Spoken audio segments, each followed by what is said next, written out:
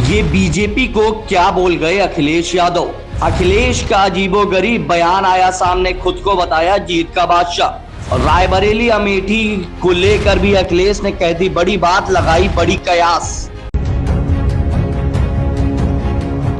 लोकसभा चुनाव के लिए जारी हुई बीजेपी की पहली लिस्ट पर समाजवादी पार्टी चीफ अखिलेश यादव ने कहा कि उनकी पहली लिस्ट बता रही है कि जिन सीटों पर भाजपा के जीतने की थोड़ी सी भी संभावना है, केवल उन पर 195 सीटों पर यह सूची आई है। इसका मतलब साफ है, बाकी पर भाजपा साफ है। लोकसभा चुनाव के लिए बीजेपी ने उम्मीदवारों की पहली लिस्ट जारी कर दी है।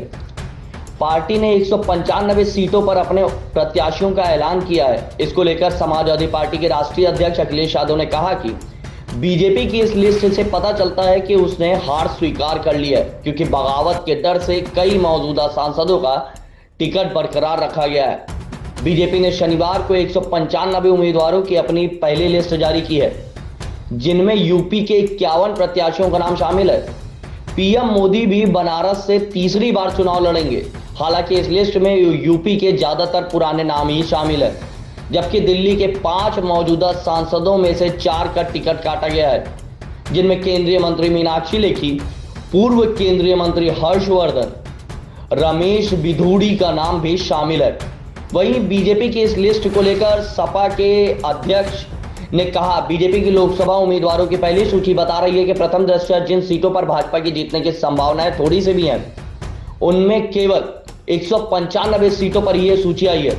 इसका मतलब साफ है, बाकी पर भाजपा साफ है।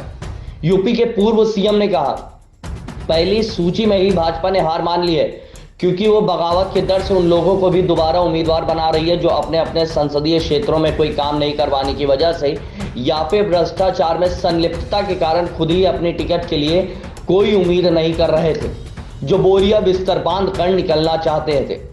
उन्हें दोबारा दबाव बनाकर लड़ने के लिए कहा जा रहा है। ये अनमने लोग क्या विपक्ष का सामना करेंगे? अखिलेश ने कहा, भाजपा के कार्यकर्ताओं के बीच भी इस सूची के आने की गहरी हताशा है, क्योंकि वो जनता के बीच अपने अधिकांश सांसदों को के खिलाफ चल रही हवा से वाकिफ हैं। जो युवा भाजपा टिकट की उम्मीद में भाजपा के हर गलत काम में साथ दे रहे थे, वो भी निराश होकर निष्क्रिय हो जाएंगे और भाजपा की उम्मीदवारों की सूची भाजपा की ना उम्मीदगी की घोषणा है। चुनाव आयोग इसी महीने के अंत में लोकसभा चुनाव के कार्यक्रम की घोषणा करेगा। अप्रैल मई महीने में चुनाव होने की संभावनाएं हैं। वहीं अगर 2019 के चुनाव की बात करें तो उस चुनाव में बीजेपी ने 303 सीटें जीती थी, लेकिन इस समय पार्टी के 290 सांसद हैं। विधानसभा चुनाव जीतने के बाद हाल ही में कुछ सांसदों ने इस्तीफा दे दिया था, जिसकी वजह से पार्टी की संख्या घटी है।